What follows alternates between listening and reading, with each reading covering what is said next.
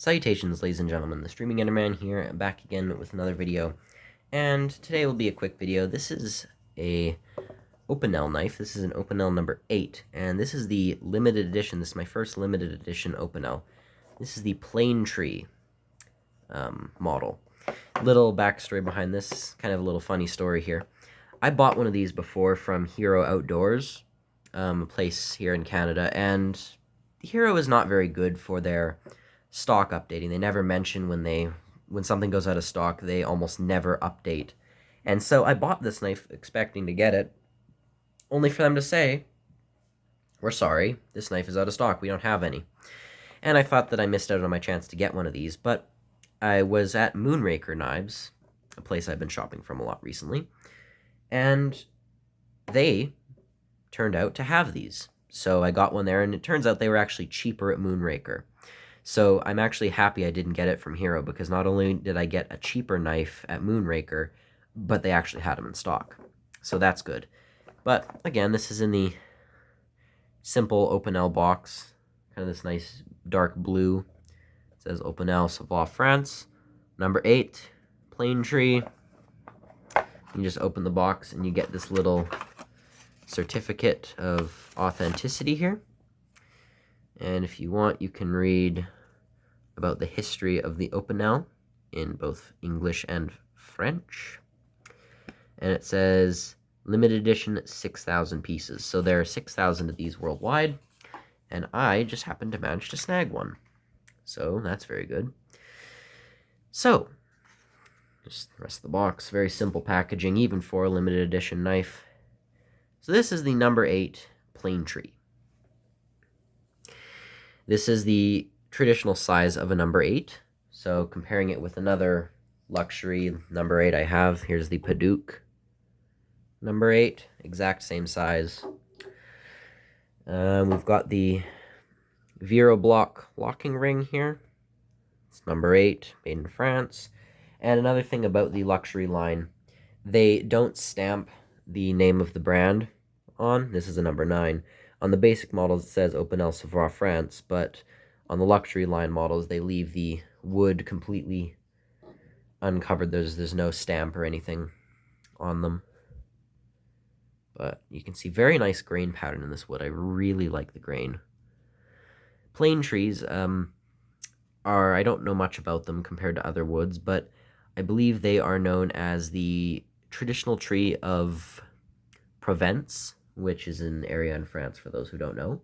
And it's the symbol of that area in France. So for those who aren't aware, I believe each province here in Canada has its own provincial tree.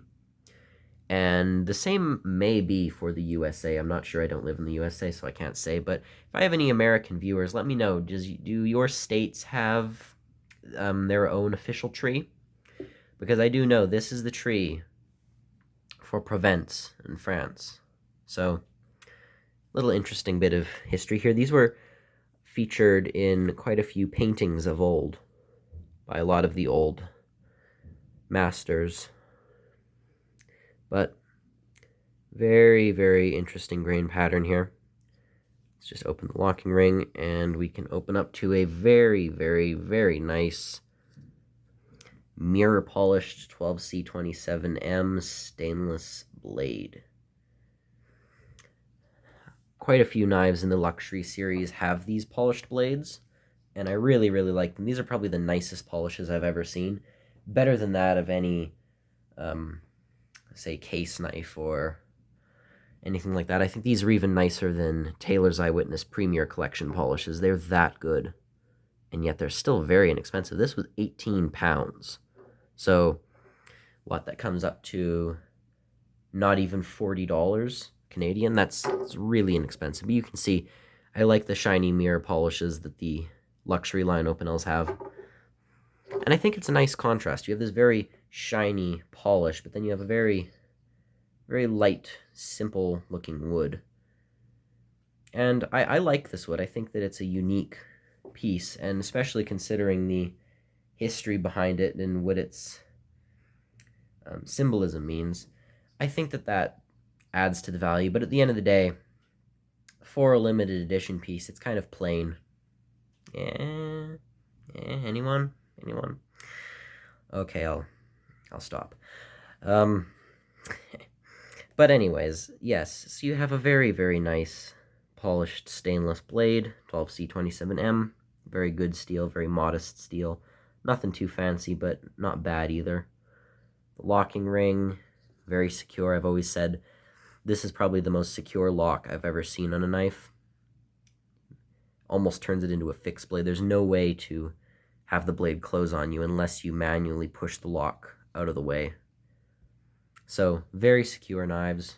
Said it before and I'll say it again. These knives are just very, very, very secure.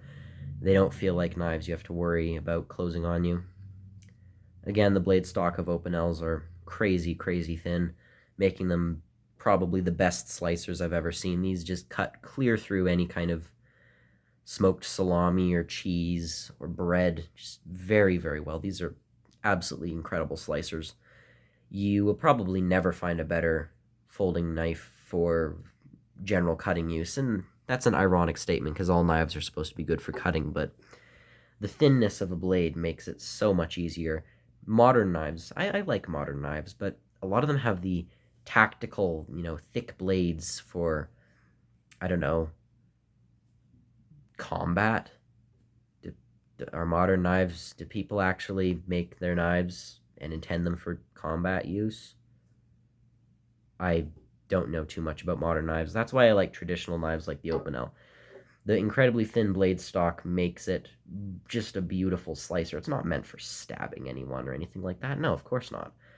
Although the tip is incredibly sharp, and these always come razor sharp out of the box. So in theory, you could actually use this if you absolutely had to, but I'm not recommending you ever use this in any sort of self-defense situation. Please don't do that. You'd probably have better luck with your fists. But that's besides the point. No pun intended. It's the second one today. Oh dear. I'm getting off track again. But you can see, very nice polished blade. Very, very, very nice mirror.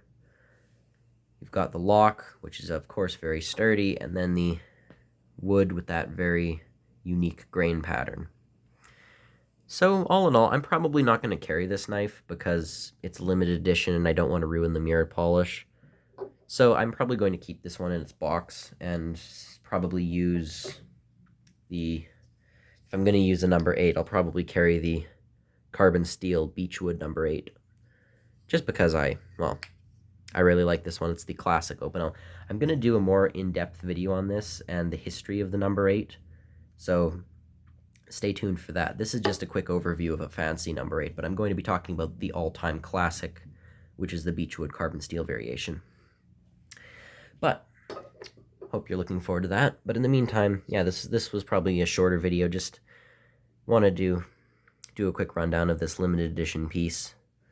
I like the wood. I think it's unique. I've never seen this wood. I didn't even know about it until I saw this knife. And the blade, of course, is lovely. I love the shiny blades. Opinel does a few very nice knives. For example, a No.8 in ebony, and perhaps the nicest one I've seen, a No.8 in desert ironwood, which has a copper washed blade. It's a bronze looking blade. I'm trying to get a hold of one, but I can't find them anywhere. But that's another story for another day. So in the meantime, let me know what you think of this knife, and this has been the Opinel No.8 Plain Treat Limited Edition, and this is the Streaming Enderman, as always, signing off. Goodbye.